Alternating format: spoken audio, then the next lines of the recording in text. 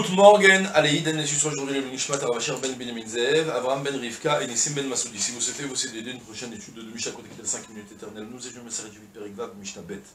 Osin Betalouch Besoria Avalo Ben Chobar, Dashin Bezorin Bedorchin ou Me'amerin, Avalo Kotzrin, Velo Botzrin, Velo Moskim. Klal Amar Rabbi Akiva, Kol Shekayet Sebo Mutar Beret Israël, Osin Oto Besuria.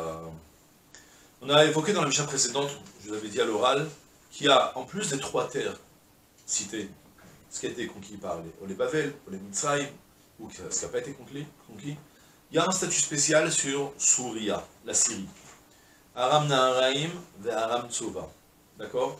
C'est toute la partie de la Syrie, je ne sais pas jusqu'où ça s'étend, ça jusqu'à l'Irak ou pas. C'est ce que l'on appelle le kibouch de David Amelech. David Amelech, il a conquis toutes ces terres-là. Mais c'est un kibouch yachid, c'est pas tout le peuple d'Israël qui l'a conquis.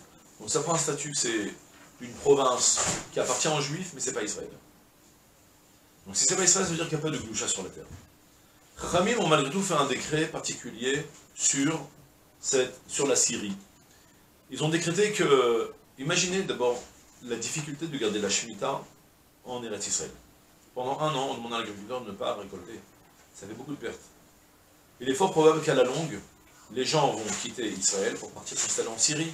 Comme ça, ils pourront même gagner du blé, dans les deux sens du terme, pendant la Shemitah. Ils auront leur blé, ils pourront travailler et faire du commerce. Donc du coup, pour ne pas que les Juifs quittent Israël pour partir s'installer en Syrie, ils ont aussi décrété que même en Syrie, il y aura aussi une certaine doucha. Mais une doucha qui est purement des rabbanan. En théorie, ils auraient bien voulu mettre le paquet dessus, mais ils sont ici déjà, il n'y a pas de doucha. Alors viens, on va instaurer une doucha mais amoindrie, de manière à ce que les pauvres d'Israël, qui ne savent pas, qui ont plus de difficultés à trouver à manger pendant la Shemitah en Israël, pourront aller en Syrie pour se nourrir.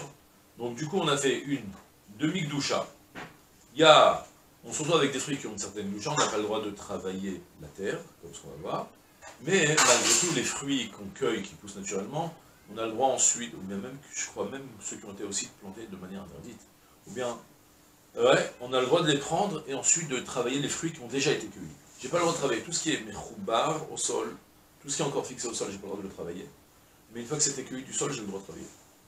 Du coup, osin betalouch besoria avalo ba mechoubar. On a le droit de faire dans ce qui a été cueilli en Syrie, de travailler, faire tous les travaux. Avalo bi mechoubar, mais on n'a pas le droit de travailler ce qui est encore mechoubar, c'est encore fixé au sol. En l'occurrence, dashim, on a le droit de battre le blé. Vezorin, de vanner le blé. Vedorchin, cette fois-ci on parle de presser le raisin. On est d'oreille avec les pieds, vous savez. C'est passé avec dror. On met amrin, on a le droit aussi de rassembler tous les fruits qui ont déjà été cueillis déjà. Mais par contre, avallo kotzin, on n'a pas le droit nous-mêmes de cueillir en grande quantité. Velo botsrin, de même aussi on parle de cueillir. Kotzrin, c'est pour la céréale. Botsrin, c'est pour le vin. Velo moskim, c'est aussi cueillir les olives. On n'a pas le droit de travailler. On parle bien sûr en quantité industrielle. Si c'est pour à titre de consommation personnelle, même en Israël, c'est permis. Mais ce qu'il y a en vue de consommation de commerce, alors ça devient interdit. Les ochla, velo lisrora, en Israël c'est interdit. Et même en Syrie aussi on interdira ça, d'accord?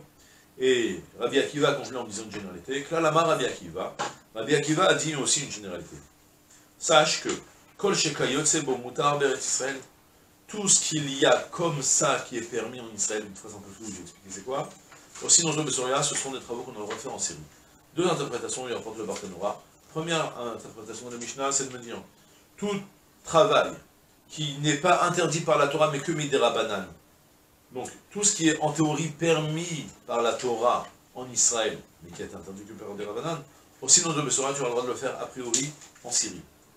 Deuxième interprétation de la Mishnah, c'est de me dire non, Kol shekayot sebo mutar tout travail que tu auras le droit, en théorie, dans certaines circonstances, de le faire de manière permise en Israël, notamment si c'est des fruits qui viennent du Hefker, tu as le droit de battre les fruits Hefker, tu as le droit de les presser, tu as le droit.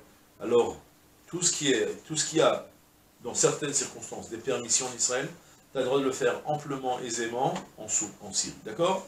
Et c'est tout pour aujourd'hui. Je vous souhaite une journée pleine de Hatzlacha, Kol Tuv, Salam.